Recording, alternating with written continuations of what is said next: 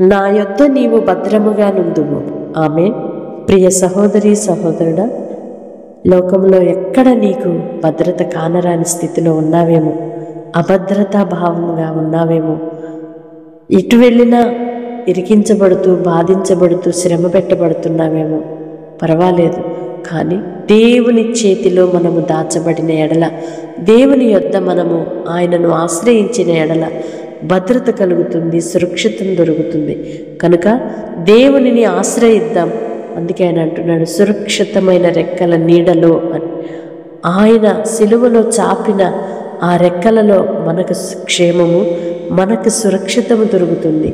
కనుక ఏవేవో నీడను ఆశ్రయించి ఎవరినో ఆధారము చేసుకొని అభద్రతా భావంగా నలిగిపోతూ కృంగిపోతున్నావేమో, నా దేవుని ఆశ్రయించి చూడు, ఆయన యొద్దకు వచ్చి చూడు, ఆయనను నీవు ఆధారముగా మనస్సులో అనుకొని చూడు, నీకు భద్రత కలుగుతుంది, క్షేమము కలుగుతుంది.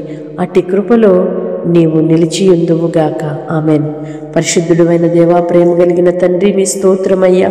ఎక్కడ కూడా నాయన భద్రత, క్షేమము, సురక్షితము లేని ఈ దినాలలో మేముంటున్నాము.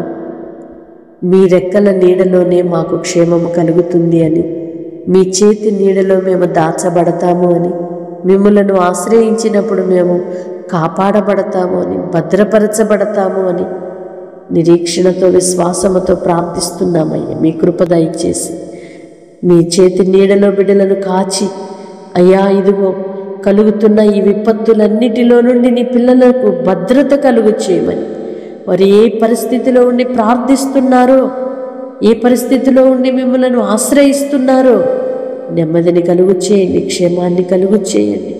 వారి ప్రతి వేదనను తొలగించండి, ప్రతి వ్యాధిని తొలగించండి, ప్రతి సమస్య నుండి విడుదల కలుగు చేయండి. మీ కృపలో భద్రపరచుమని యేసు నామమున అడుగుచున్నాము తండ్రి. ఆమేన్. వాగ్దానం రిసీవ్ చేసుకొని తప్పకుండా ఇతరులకు కూడా షేర్ చేయండి.